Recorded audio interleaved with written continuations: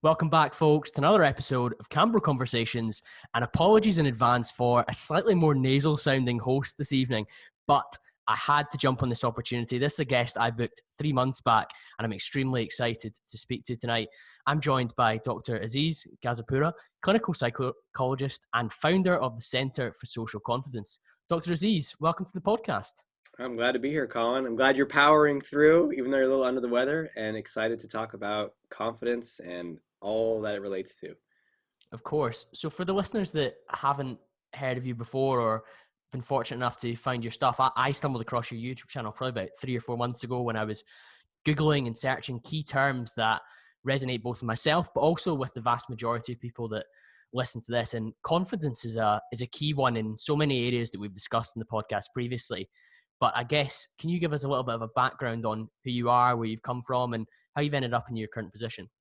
Sure. I am an expert on confidence. And if you ever want to know why someone becomes an expert on something, it's because there was a point in their life where they desperately wanted it and felt like they had none of it. And that was my case. I struggled with confidence for many years. And people aren't aware, but low confidence can show up in many different ways. One is straight up like, I'm social anxiety. I'm scared to talk to that person. I'm scared to be seen. I'm scared to speak up. I'm scared to put myself out there. And I definitely experienced all of that. It also shows up, though, in other ways. Like if I'm not feeling good about myself, maybe I'm going to strive like crazy. I'm going to come up with a strategy if I can just achieve enough. And that shows up in fitness too, right? I mean, that's body image and confidence go hand in hand. So it's like, I'm not confident. I'm not desirable enough. Maybe I'm not attractive enough. I know what I'm going to do. I'm going to focus on this thing and get really good at it, whether it's fitness or for me. When I was young, I was like, if I just learn how to play the guitar, then I'll become amazingly attractive to women, because I wanted to date at that time and I wasn't much. But, that's not, it can give us a little confidence to be more fit and to play the guitar or something, but it's not going to automatically solve that challenge, because the challenge is how we see ourselves. And I saw myself as less than and inadequate and less than other men, not worthy of women, all that for many, many years of my life. And then there was a point where I was reaching a breaking point of like, I can't go on like this. And I started to study confidence, and then it led down, a journey into clinical psychology. And now I do coaching and training, and I'm an author. And it just became this beautiful obsession of not just how can I continually increase my own confidence, but how can I help as many people as possible do that as well. Yeah, it's funny you say that as an expert now. Quite often, many people who accomplish that status were somebody that was striving for that or desperate for that at a previous period in their life, and it took them that kind of want and desire to work all the way up to that expert level, not just an area of competence and acceptance, but an area beyond that where you now help onto others. And many of the listeners will maybe resonate with that from a fitness perspective, maybe becoming coaches or personal trainers. And then equally, many people in business will recognize that in terms of maybe going on to mentor others in business once they've founded and pushed on with their own. Equally, one of the points you raised there about body confidence, I think is a huge point for many of us. And if only I was a little bit leaner or a little bit more muscular or a little bit more strong, whatever the metric we're using is, then I'll be happy, then I'll be confident, then I'll reach that. And as many people listening will know, and I'm sure you'll reinforce for us, Dr. Aziz, that's quite simply not the case. It's not as simple as hitting a particular metric and then we'll be satisfied and able to project our confidence. I love that you're bringing that up, Colin, because it's important to look at that, because we might take a step back and be like, oh yeah, that doesn't work, but we're doing it. And it's kind of it sucks us in. It seems like it seems so convincing that it's going to work this time. It's the same thing with like consumerism, right? Like I'm incomplete, but when I get that next phone, yeah, and we kind of buy into it temporarily. And I think it can be really helpful to start to unplug from that, to just look at, okay, when does it actually produce the fulfillment that we're looking for, or the confidence that we're looking for? And often we have this goal, this vision, and when we perceive that we're moving towards it, we'll feel more confident. And when we perceive that we're moving away, and then when we actually hit it, if we ever do, depending on how high your standard is, There's actually often not that much juice, fulfillment, and confidence because what happens is we have a striving approach to self-worth. I'm going to achieve X and then I'll be worthy.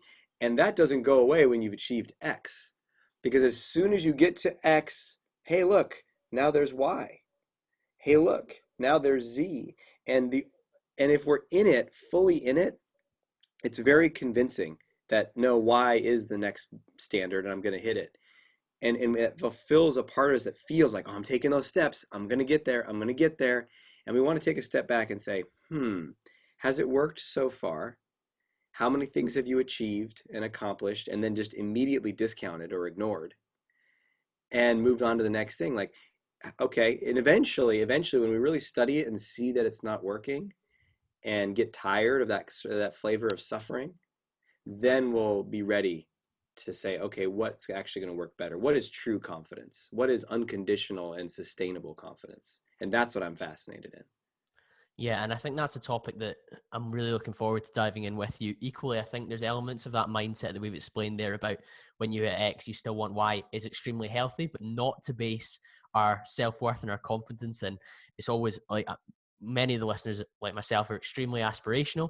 But like you say, when you base, I will be confident when I achieve X, Y, or Z, whatever we get to in the alphabet, depending on how what our Mm-hmm. milestones are, that's not a healthy position for us to be in. Whereas I suspect in perhaps other areas of life, it is a healthy mindset to have, perhaps for financial goals or whatever, when it comes to actually hitting certain metrics to buy particular things or whatever. But we've again spoken about consumerism. We're not basing our confidence in things that we can afford either. It's just a case of much deeper than that. And I suppose that opens up to what kind of research did you stumble across, and where did it lead you? Yeah, well, about that point, I think people might hear what we're talking about and say, "Oh, I guess I shouldn't strive for things, or I shouldn't have goal." I mean, that's we can flip to the other side, right? It's either like I'm incomplete and I need this to feel good and confident, or well, nothing's going to do anything anyway. And it's not. I think growth is a necessary way of living to feel fully alive, to feel confident, to feel tired. If you're not growing in a certain area, I mean, you could take a little break or something, but if you're not growing, there's a sense of stagnation. There's a sense of lack of fulfillment. And this has nothing to do with our worthiness.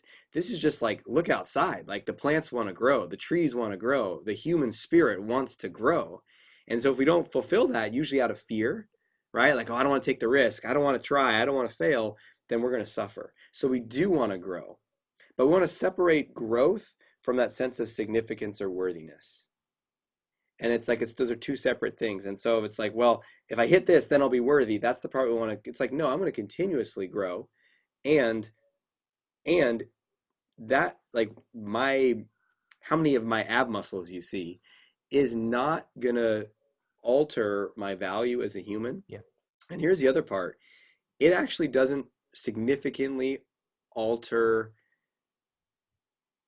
We'll often link it to how attractive we think people will see us and all the benefits that will come from that. And you could make a basic case for like someone who's more fit and healthy is going to be perceived as more attractive to people than someone who's not taking care of themselves. You could definitely make that case. But when you get into like, is their body fat percentage, 14% or 10%, it's probably not going to make any difference to like 98% of people. There might be 2% of people who are like, that's what I want. I want that, and if that's your jam and you both want that, then you can be fulfilled in that together. But I think it's really helpful for people to see that. And I know as we're talking about this, I bet, people that are listening can just look at their own experience and be like, oh yeah, that has been true for me as well. Yeah, that detachment piece of your worth from particular accomplishments is a message that I'm really glad you've hit on already. So we've had a couple of mic drops before we even really got started. And I guess when you're speaking there about what I would call the kind of diminishing returns once you get to a particular area in your fitness, or it could be in another area of life as well. There is an area of diminishing returns in terms of the level of attractiveness you might have to the opposite sex or the same sex, depending on what your preference is. And once you reach that, an extra 2% body fat less, or an extra vein in your arm, or whatever you're going for, an extra inch in your quads, it's not going to make the difference that you might think it might to your confidence. There's got to be so much more to it. And I guess that's what we're really going to go into in terms of how people can work on their confidence, and what you found from a period of social anxiety in your own life. Yeah, yeah, absolutely. So that period of social anxiety drove me, created a hunger to want to be free and to want to figure it out. And so, what I first came across was some basic principles of exposure therapy, really, which is okay, you're scared, you're avoiding the thing you're scared of. The fear is going to continue to be there, if not grow. And so at some point, if and the thing I was most scared of and most wanted was I didn't really have a girlfriend of my own choosing. I dated two women throughout my entire, from age, whatever, 11 to 20, 21. I dated two women in those 10 years, and both of them approached me. And it was like 3 weeks of dating, and then I freaked out and didn't want to sustain that. So I was like, okay, I want to be able to connect with women. I want to be able to ask women out. I want to be able to get dates. I want to live in this area of my life. But I was utterly terrified of that rejection, just to the point where I would never really risk anything. And so when I really reached that like rock bottom point of like, I can't live like this, it became like, okay, what's the way out? And it was like, well, you got to start experimenting, start testing, start practicing. And so I did. And that is where the obsession began, I'd say, because it was like, wait a minute, the stories I tell myself in my head are not true. Like I can do something that I thought I couldn't. I can get a different response than I anticipated. It might seem kind of obvious, especially probably your audience is listening to personal growth and all that stuff. But, to me, it was earth shattering. And all of a sudden, I started to challenge the stories in my head, primarily through bold action, and started to get different results, starting with positive responses in dating. And then it became like, wait a minute, where does this process apply everywhere? So I was scared of public speaking. And I thought, well, why don't I just start, stepping into public speaking? And I was scared to speak up in groups. And I just started to apply that. And it's actually kicked off something that has not stopped, in the last 18 years of just like continuously, like, where's that edge? Where's that discomfort? And if I go towards it, I get stronger. And this seems, and you see this obviously in fitness, right? It's like if you go work out and you're like, I don't want to feel uncomfortable at all during my workout, you're probably not going to grow very much. And it's the same thing with confidence. Like I often say, confidence is a muscle, and we can build that through repetition, reps of doing what makes us uncomfortable. Yeah, I hugely resonate with that point because you've mentioned leaning into discomfort, and that is where you can call it the growth zone or outside the comfort zone, whatever term you want to use. That is where you developed confidence by doing the things that terrified you and realizing that perhaps they aren't as scary, or perhaps I can get better at this and I will get better at this and I am getting better at this, up into a stage where you were like, well, actually, I'm quite good at this. And you did that in dating, then into public speaking. And like you say, it's never really stopped, that kind of continuous quest for growth. And you are right. Many of the audience that tune into a podcast like this will be very much passionate about growth. But equally, I know from experience, there's areas where I have a lot of confidence within my areas of competence, so to speak. So if you invited me to go for a gym session, obviously I'll go in any gym in the world, confident as anything, knock out a session with you across multiple different types of training, very comfortable with that. But if somebody asked me to play a game of tennis or a game of American football or whatever, I would be like a fish out of water because I'm not used to it. I'd be much more nervous. My confidence level in my ability to perform or be acceptable in that is very, very low. And then in business, I work in the risk and insurance sector. If you want to talk about risk and insurance, more than happy to.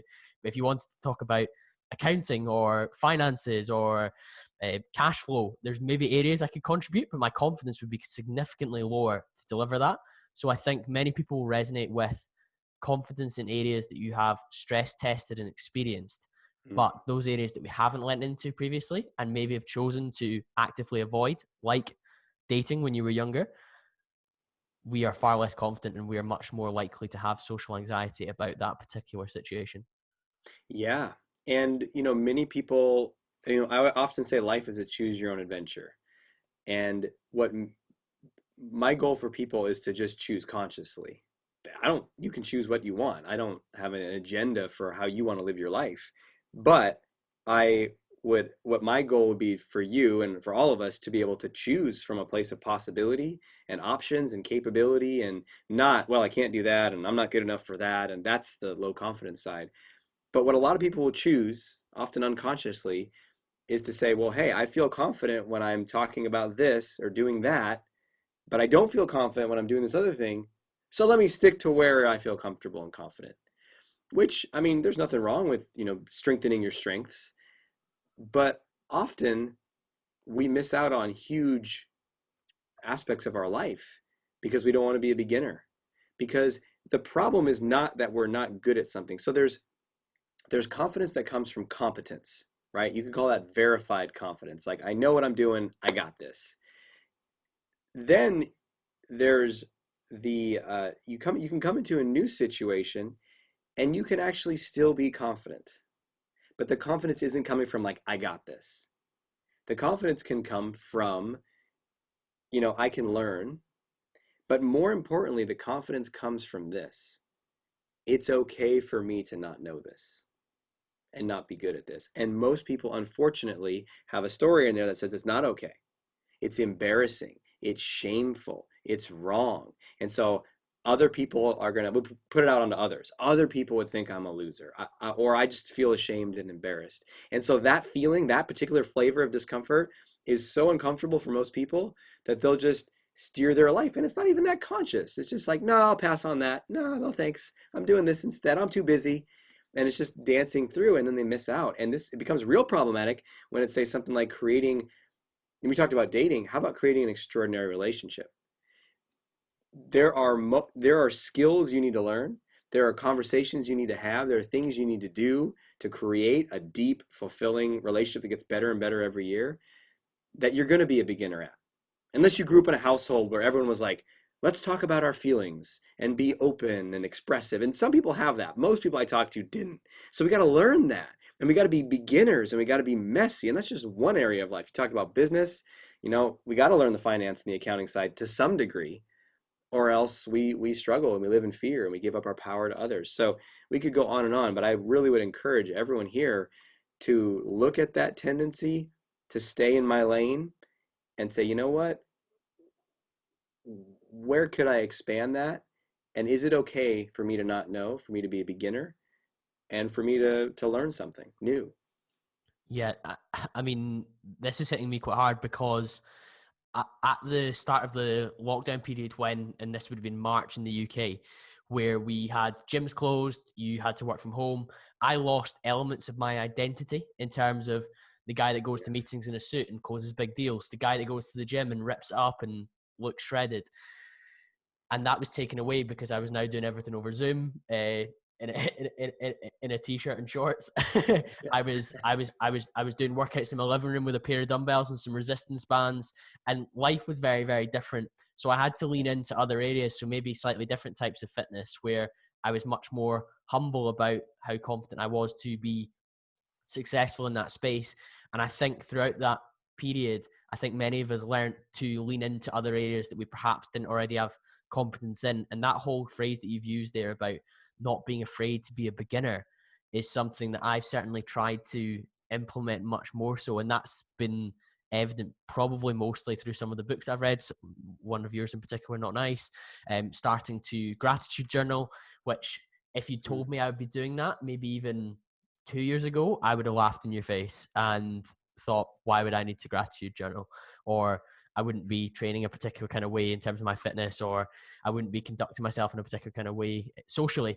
And leaning into things that we're not already an expert in, and not always saying no, which I was so guilty of in the past, and filtering things based on, and you've used the term as well, competence was huge. In terms of dating and relationships, then that's a big thing that you've mentioned. What kind of things did you do to grow your competence? I know you said you exposed yourself to more situations, but what did those look like? Yeah, I mean, that's a big one. I think it's a big one for a lot of men. A lot of men kind of do okay with fitness, right? There's sort of like different ways you can approach it. Some people it's like, okay, I want to be really fit, but what's like the least I can do to get those results, you know? And when I'm sure you talk to people like that and you're kind of like, okay, you're probably already doomed, right? Because it's like they're trying to get the result with the minimum amount of effort, as opposed to like, okay, here's my goal. Like, what is the actual path? What does it really take to create that? And then those people are going to have much more success, right? Because they're willing to do what it takes. Same thing applies for dating and relationships and confidence in this area. And I think most people, particularly men, don't develop that confidence because they're like, what's the least I could do to just get a girlfriend or get some dates, or, and or even now, especially over the last 10 years or something, the proliferation of apps and ways to make meeting people more easy. It's kind of like, well, I don't have to like go approach someone, and I can just the app, and it's easier, and that's beautiful in some ways. But there's a downside to that, which is there's a level of confidence that we can develop through rejection tolerance, through practice, through exposure, through, okay, let me be myself with this person and see how it goes. Let me try behaving in a slightly different way than my normal, nice, pleasing self, and see if I can create some more chemistry here. Like all these things that we can test out. And that's like the equivalent of going to the gym. And so when I first started studying this, and then it progressed from there, it was like, I learned things. I studied different, it's like it would fall into the dating advice category, I'd say. Some of it I think was really good. Some of it is kind of more manipulative stuff from like pickup artist world that Yeah. I think ultimately I moved away from, because I'm much more interested in like authentic connection. But the core of it was like, and even one of the teachers I listened to said, you'll learn way more in like 10 interactions with women than I could teach you in 10 hours of training. Like, it doesn't matter how much book knowledge you have. It's just like how, so I got that, and I started to listen to stuff and then practice. And that's in all the stuff I teach, all the courses I run, the programs. It's all about, okay, here's an interesting insight. Now, how do we turn that into consistent action? Because that's what's going to produce the transformation. So the simplest answer is to get into more contact and conversation, but not just necessarily contact and conversation that's you being the same pattern that you've run forever, that is safe, or it's like, it's you testing things out. How do I really want to be? How, and then, maybe sometimes it's diagnosing problems too. There's different problems. Am I scared to talk to a woman? Let's just say it's a man interested in a woman. It could be the other way around, right? And vice versa, all that stuff. But am I scared to talk to the person I'm attracted to? Or do I do it, but I'm only showing like a tiny fraction of what I think they want? Or do we go on a date, but then they don't seem that interested? Or do I go on dates and they're interested in me and I want nothing to do with them? Like, you got to kind of see what is the particular problem that you keep coming against. And then there's always a solution to it. Every problem has a solution. It's just a matter of figuring out what it is. And usually the solution is there's something that we're afraid of that we're avoiding. To And the answer summarize, is always to go into that fear, which is like so not what our nervous system wants to do. So that's where we need to train ourselves. We need, just like you train yourself with the weights in the gyms, like you train yourself to say discomfort. So a thing that I repeat and chant to myself every day is, I live a life of adventure. And that has a special meaning to me, because I think of adventure, I think of, it's not about comfort.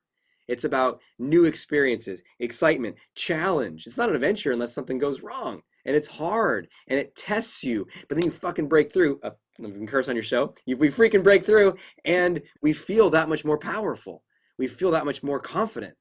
So I want to live not just a moment of adventure, but I want to live a life of adventure and see things that way. And then the second thing I'll say to myself is discomfort, risk, challenge, bring it on. This is what I'm made for.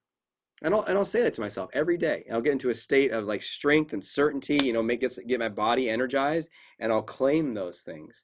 And what that does is it primes me for the whole day. So that when something comes my way and there's that tendency to go, oh, it's like, all right, here we go. Here's the challenge for the day. yeah. And if the more people can link this to, it's exactly like fitness, then we're going to strengthen that. And it applies definitely to dating and relationships too. Yeah, there's so much within that, and yes, you're free to swear in the show. We're very authentic here, and we're going to talk about All right, it just slipped out. We're going to talk about authenticity, but again, that's important, isn't it? And when it comes to our confidence, actually being our real self. And you mentioned reps, you mentioned exposure. It's all about that kind of time under tension in a real situation. And like you say, then you can work back and diagnose the different areas that are a challenge for you. Like you say, I laughed there when it came to that kind of fear of rejection. On one of the things you mentioned, which a lot of people find strange, is that you maybe date for a week or two, 2 weeks, 3 weeks, and then you pull back even if they're into it because you're scared maybe further down the line that they reject you. And I've, not to self-diagnose myself at all, but I've certainly felt that way in the past as well. And I think any of the females listening that maybe know me might laugh at that. But it's certainly an interesting concept where we're learning so much more about ourselves through action and experience rather than, like you say, theory and training. It's really important to get out there and actually experience things. In terms of moving forward with your kind of some of the books that you've published, Not Nice is all about exactly that, not being nice. And I guess that's a really unusual thing to say to people when our connotations of the word nice are so positive. But how does it link with not being nice and being more confident? Yeah, I love that. So people hear that and they think, does that mean you're saying be a jerk, be inconsiderate, be an asshole? And I'll often say that the opposite of nice is not those things. The opposite of nice is authenticity. Because nice people associate with like that's being kind, that's being loving, that's being generous. And maybe, but if you really study when like the moment to moment behavior of someone who's being nice, usually it involves being polite, not saying something that, if you don't have anything nice to say, don't say anything at all those kinds of things. And if you study it in yourself and other people, and I worked with like many different clients and patients, all these things, and study it myself, and I started to see, wait a minute, the people that are the nicest are suffering the most. They're the most stressed out, the most anxious, the most self-attack, and they're anything but nice to themselves, and their confidence is shattered. So what's going on here? This strategy is not working, and that's because niceness, in most all cases that I've seen, is actually I'm going to mold myself to avoid tension or friction or disapproval between us. And so therefore, I'm not going to be me. I'm going to be what I think you want me to be to avoid that tension and discomfort. And that's problematic. That's problematic in dating and relationships. That's problematic in our work life. That's problematic with our families. Because when you're not being you, you will suffer. You're like a river. You have like a current, a way that life is meant to move through you on all levels. Where the river's meant to go in your purpose in life, in your career, and your relationships and all that, but also moment to moment, how it's meant to flow, how you're meant to move your face, and whether you're meant to curse or not, or laugh, or what you're meant to wear, like all that stuff, right? And if we're not, and it's not set in stone, it's like a river. We're constantly discovering new things about ourselves. But if we start to put up all these walls, like this barrier and that barrier and that barrier, now what gets through is a little trickle. Yeah. And it feels bad, and it makes you less attractive. That's how I discovered niceness firsthand. I didn't even know it at the time. But when I did work up the courage once in a blue moon to ask a woman out, and I did get a date, after the first date, she wouldn't be interested in me. And I attributed it to like, oh, I'm not muscular enough, right? I'm not attractive enough. Something's wrong with my physical appearance. And it wasn't that at all.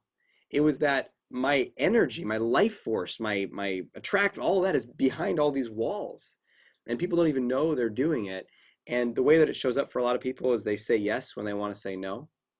They're overly accommodating. They feel real guilty if they say no. They're taking over responsibility for everyone's feelings. Oh my gosh, that person, oh, I said, oh, they're going to feel so bad. I hope I didn't upset them. And we ruminate about it. We feel guilty about it. We're anxious about it. We're afraid of direct conversations. Something's bothering us. And we're like, oh, I'll just let it go. I'll just be tolerant and forgiving. And then it's still there though. And then our only option, because we can't speak up because I'm too nice, the only other option then is to start to distance from that person. Yeah. And so that often happens in dating and relationships. There's actually something, and people will say, why after a couple dates, it's going well. Well, there's more. The first date or two is like two personas meeting usually. Then it's going to be like there's a little bit more of expressiveness of authenticity. And there's a part of us that can be afraid, have this background story that says, if I'm fully me, bad stuff's going to happen. Yeah. It's just vague. It's bad. I'm going to get rejected. My life's going to fall apart.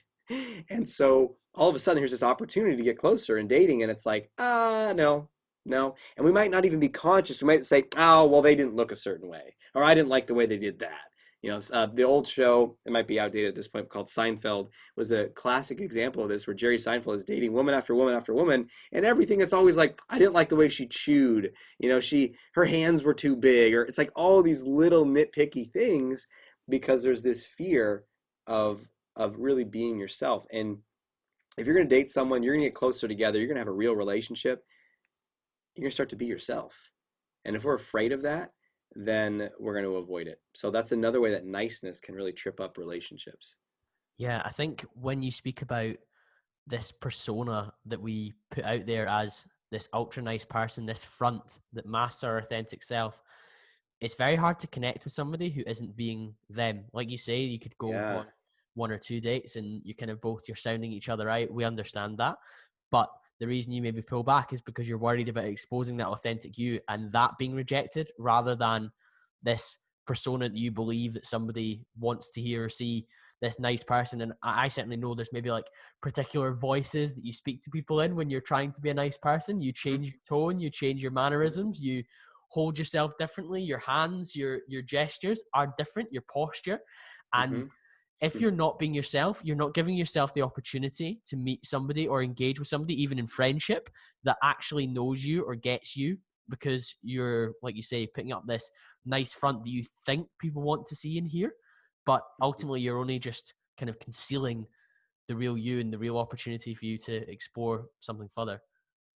Mm-hmm. And the primary reason for doing that, and the reason that we sustain doing that for years, even though it causes a lot of pain and suffering, is fear of discomfort. That's what it is. And I'll see this again and again when I'm working with people and they're like, okay, all right, that makes sense. I'm suffering a lot. So be more real. Okay. But here's the situation. Here's what's going on with this person. Or you don't understand, in my workplace, I can't do that. And they go right back into this story, or they'll set up kind of a straw man argument. Like, what, you want me to go in there and just tell them all to shut up? And I'm like, well, there's a big difference between suppressing yourself and being, kind of, let's just call it real, like fake or false, and being like unskillfully aggressive in your communication. Like there's a whole range in there that's actually really skillful, really connected. People, I think, don't see that either, is you can be not nice and be way more connected. And you can also show more of you, and show like a wider range of thoughts, feelings, and perceptions than people realize. Like you can say to someone like, hey, I'm frustrated right now. I'm feeling frustrated. This isn't working for me. And people are like, oh no, oh God, you can't show irritation or upset. And actually, you can. And so I call this outdated models or maps of relationships. Yeah. If I do blank, bad stuff. You can't do that. You can't do that. You can't do that. And those are just old maps from when we were young, usually our family growing up. And, it's time to upgrade those things. We upgrade this thing every year or two and constantly upgrading the apps on there. Yeah. And yet, our maps for relationships we got from when we were 6 years old watching mom and dad, and it's time to upgrade that. And the way that we upgrade that is we take in a new possibility. And what the possibility would be, that when I express myself, it can improve things. That's a new map, as opposed to like, well, if you express yourself, bad stuff's going to happen. It's a new map. And then, like any map, you get it, you look at it, you're like, okay, that seems pretty legit. And then you got to go drive it. You got to go test it, because you can't just declare that the map is correct without actually seeing the terrain. So then you got to take this new map that says speaking up in this romantic relationship, in this workplace, whatever, can go well. Here I go. And then that's what that comes back to, is discomfort tolerance. Maybe you're a beginner at it. Maybe you're not super smooth at it yet. Maybe it's going to be messy. Well, that's okay. Relationships between humans are messy. Life is messy. But on the other side of that messiness, all of a sudden you're going to have this surge of confidence of like, hey, I can be me, and even if it doesn't go perfectly, even if there's a little upset, you'll feel more powerful, because now that river is flowing more through you. It's coming through. And that's the source of our confidence, is if we can be in alignment with who we are and live as who we are, we will be confident, not because we achieve something, not because we look a certain way, but because we're being our true selves. I'm glad that you raised elements of the workplace there as well, because there'll be many people that are maybe shouting down their AirPods just now saying, let's talk about confidence in work and ability to speak to senior management or other stakeholders. And I was extremely fortunate at my first job after university in a business development account management role. One of the key tenets of our kind of values was have difficult conversations. And that was Yeah. all about both with customers, but also internally. And it was about raising challenges and being self-aware of how maybe some of these actions made you feel, and then communicating that to try and work to a mutually agreeable situation. Don't get me wrong, sometimes that meant that we didn't continue working with a particular client, or a colleague didn't agree with our approach and it went up the chain to management to deal with what we did. But having difficult conversations in work is probably one of the most valuable skills that I learned at that age that I've now taken into the rest of my career in sales. And I wonder if you could speak to some of the ways that we can have difficult conversations in the same way that you've spoken about from a relationship perspective. But let's talk a little bit more about business. Yeah, absolutely. I mean, I think some framework or structure is helpful for people, because if you say, okay, you spend your whole life or a long time avoiding this, now just go in there and do it. It's kind of like, okay. Same thing with me back in dating. Is like if someone said, just go talk to her. I did have that. I had friends in college like, just go talk to her, man. And I was uh, like, say hi. And it was only when I got that dating advice and some pickup lines, but then the guy who was sharing them was like, you know what, like these are some training wheels for you if you want, but as your confidence grows, you can just walk up to her and say anything. And that became true for me. But so at first, it's that competence thing. We want to get some structure. So what can be really helpful before any difficult conversation is to take a step back and say, what do I want here? Because oftentimes when we're frustrated, we're upset, so we don't like something, we're just so aware of what we don't like. Like they did this and they're disagreeable and they're making a mess. And it's like, if you go into the conversation and say, you're disagreeable, you're making a mess, you're blah, blah, blah, it's probably not going to go that well, right? They're going to get defensive. And then you say, see, I guess I can't be real. And actually you can, you probably just got to be a little more skillful. So start with, what is it that I want? What is the ultimate outcome of this situation? Do I want them to do, maybe it's what I want in the situation, what I hope they would do, like, because if you can go in with that outcome in mind, you're going to communicate very differently. And then really it's about just stepping off that ledge and saying, hey, there's something I wanted to talk with you about. Yeah. And it's like, what's the structure? Well, it's kind of like, what I'm hoping for is insert what you want. What I'm noticing is insert what you see. Ideally stripped away from as much judgment and blame as possible, right? Yeah. So what I'm wanting is for us to get the sales process up and running as swiftly as possible.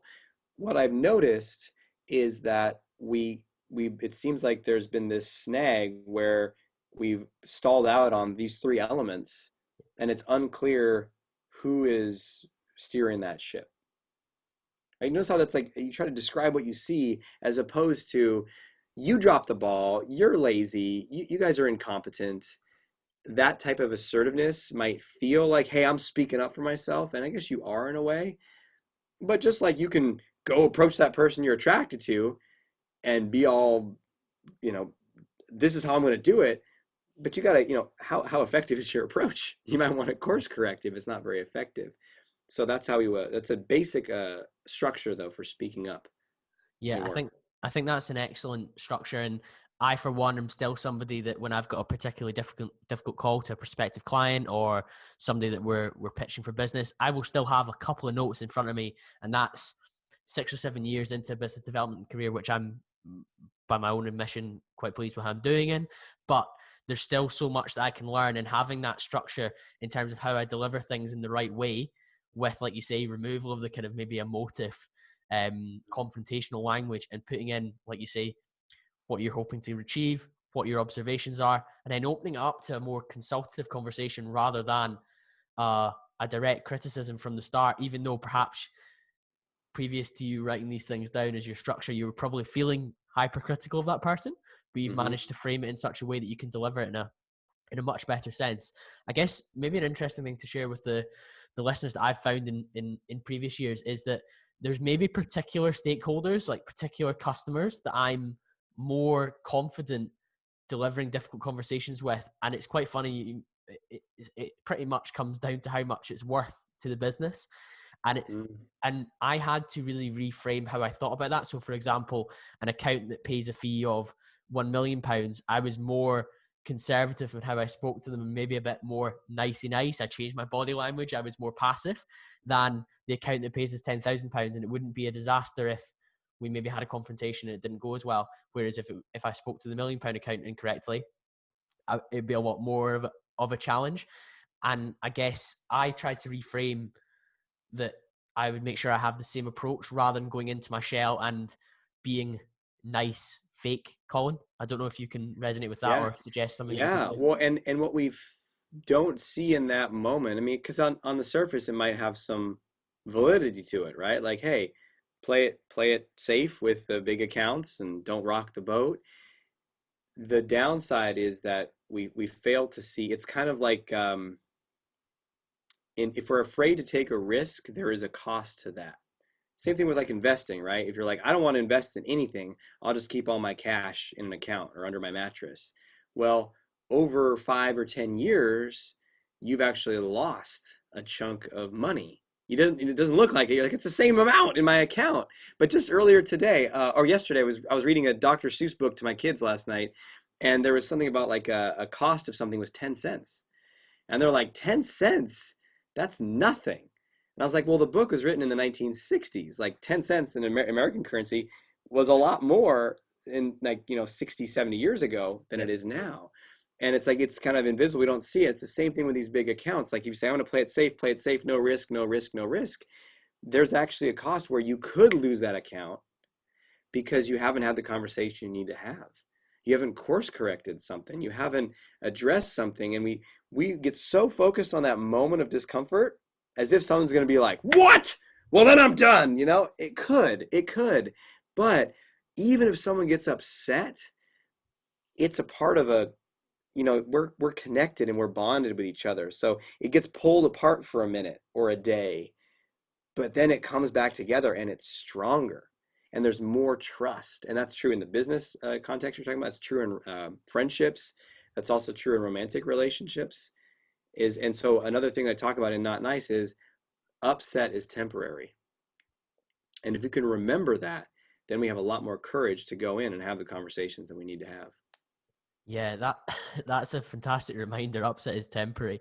And to reaffirm what you've said there, when I spoke to accounts and customers in the same way, regardless of the size of fee or value that they had, that was when I built the most in-depth, strong relationships, like you've said there, when it came to being willing to have those conversations and develop a proper relationship. Whereas when I was my reserved fake self, because you pay us an awful lot of money, my relationship with them was very, very shallow. Whereas the ones that were paying us less money and I was going back and forth with, and it was open and honest and frank, and we had a fantastic dialogue, even though maybe sometimes we had to be very direct with one another about where we wanted to get to, that needed to be translated further up the line. I think that is a great reminder. And it's funny you're talking about inflation and currency. We've had a few episodes on finances and Bitcoin and Forex and all sorts. So people are well aware of the value of the dollar or the pound in our pocket going down and down and down in terms of what it can buy. I think one of the last areas I wanted to cover with you on this episode, Dr. Aziz, was around self-doubt, because that links in with confidence, doesn't it? How can Mm-hmm. we conquer or let go of self-doubt? Yeah, I think that's really the key question, because self-doubt is the opposite of confidence. It's the antithesis to confidence. And there's so much we could cover. A few things I'll say about it. One is doubt is not bad in itself. It's all about when and how much. A little bit of doubt before you're gonna like take that mystery powder from that person at the rave, might be good. I don't know, maybe not. Maybe it'd be fun to take it. That's choose your own adventure, remember? But a little bit of doubt before you go into that business deal, a little bit of doubt before you go out and buy a bunch of cryptocurrencies.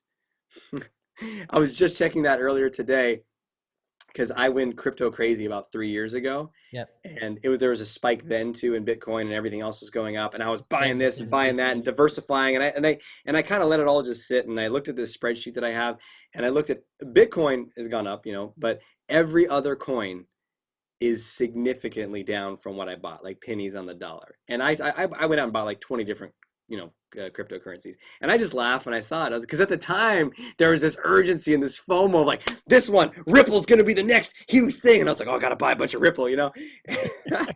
And so a little bit of doubt then may have been useful, but Yeah. not always, right? Because then if you doubt too much, you don't take any risk.